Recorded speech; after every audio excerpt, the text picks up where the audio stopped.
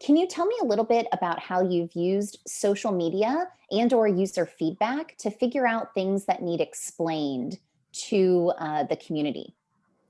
Yeah, I mean, social is a really great place to generate that feedback. I mean, in addition to we've done reader surveys and kind of saw what some themes were in them, but I always just look for common themes. Like a one thing does not make a trend, but if there's a trend in multiple stories, especially multiple stories on the same topic, oftentimes we need to explain a little bit about how and why we do things. Um, and sometimes that's just a comment on the comment in itself, and that everybody in the newsroom kind of knows. Here's our messaging behind this. If you get questions, here's what it is. Here's what you can say. And sometimes the questions require further explanation. It's not something I can explain to you in just one comment about how we approach a whole swath of things. And so, what I look for is well, why did you do this? Or how did you do this? Or even the comments that are like accusatory a little bit, saying that we're biased or that we're unethical in some way, shape, or form. A lot of that is just misunderstanding of our process and how and why we do things. And so those are the opportunities we look for to explain something a little bit further. And I know something you did at the Coloradoan was related to crime. And I know you ended up kind of writing a longer explainer about the news organization's approach to crime coverage, but then also would share those bits and pieces of that on social. Can you talk about kind of how that evolved, one, explaining crime, and then how you use some of that longer explainer in some of that social content?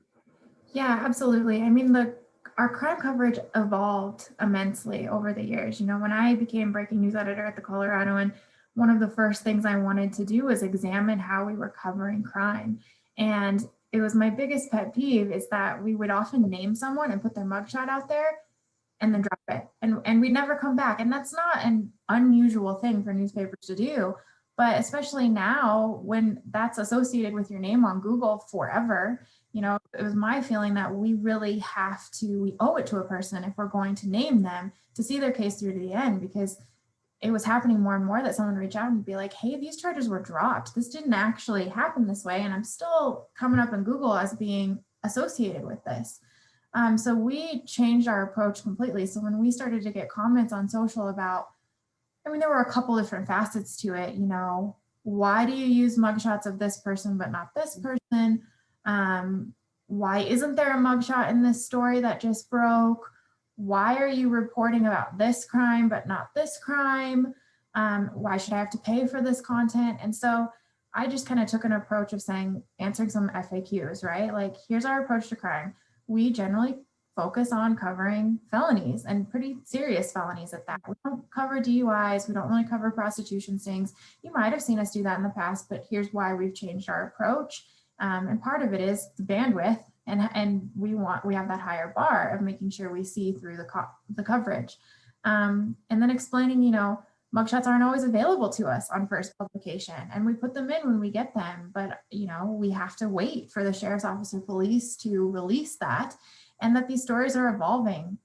And then the why do you have to pay piece of it was kind of interesting. I mean, in Colorado, public background checks, criminal background checks, they cost $7 every time we do a search.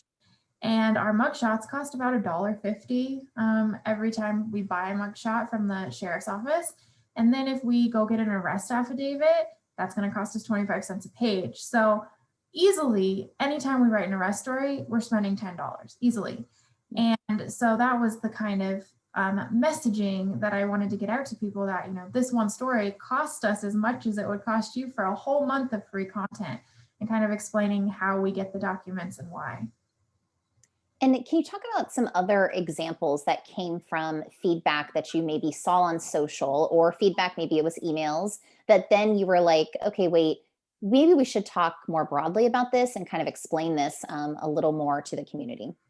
Yeah, and that crime one really spurred kind of an idea, and because we started using it a lot. We'd link to it in crime stories, we'd link to it when people had questions on social or an email, like, it's just a lot to get into, but here's more if you really want to dive into this. And it was just super useful. And we also saw that stories that we wrote about that, whether those were editors' columns or whatever they might be, they were leading people to subscribe. So people would start to understand what we would do and why, and subscribe. And so we kind of wanted to start creating a library of things that we use all the time, from how we report on crime to what our policies are for reporting on suicide, to what our social media guidelines are and our commenting policies, to why we reported on this specific thing or why there's this database on our website. One other example, especially around COVID, that was coming up a lot was, you guys are biased. And, you know, in a conversation actually that Lynn and I had, it was, well, of course we're biased. You know, it's not politically biased, but we're biased toward fact, we're biased toward public safety. Of course we have these biases and open records. And so I used those FAQs in the comments that I was seeing on every single COVID story almost, like, you guys are biased, and explaining, yes, we have natural biases, and here's what they are. No, we're not going to entertain conspiracy theories, and here's why. And yes, you know, I now understand you mistrust the data, and so do we, and here's how we're working on it. And so that became really useful too, but finding those opportunities, especially on big themes or story arcs that last a longer time, to just answer those questions and then use that over and over again. It saves you time and it helps explain it a little bit. Yeah, that's really great. Once they're created, being able to share them on social and emails, or have other reporters and editors link to them and all of that. And something you mentioned related to kind of misinformation, disinformation, you kind of briefly just mentioned that.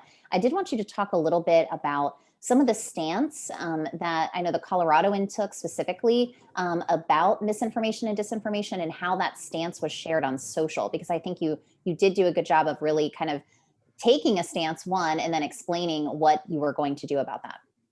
Yeah, I mean, it's my view, just like we would vet any letter to the editor that would go on an opinion page to make sure that facts cited are factual, we have that responsibility on any of our platforms.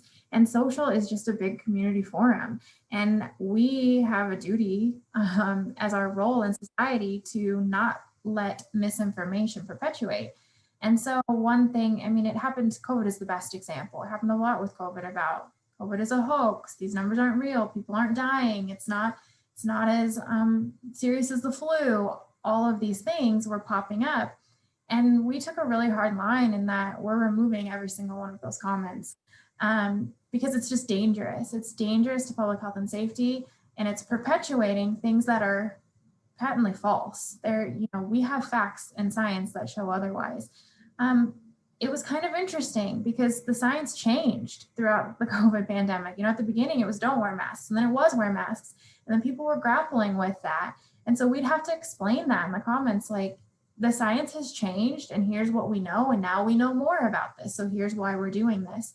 At the very beginning of the pandemic too, it was kind of hysteria in a little way. People would say, oh, I heard about this at this place, and we took those down too and said, hey, shoot us a private message, let us investigate this. You know, also part of our role is to not hyperbolize the situation or let panic swell or be a conduit for that hysteria. So we asked folks to kind of take that offline, and we could investigate those a little bit more. My motto is never don't engage with the trolls, don't feed them, but you can reply to that person because 5 other people might see it and see the why behind it. And some people just want to argue, and that's okay. But we would explain how it's dangerous, what our stance was on it, and say, hey, you know, your opinion is welcome. If you don't think that these lockdowns should be happening, that's a valid opinion. But if you're going to cite facts, please cite your sources. Please make sure that what you're sharing is sound.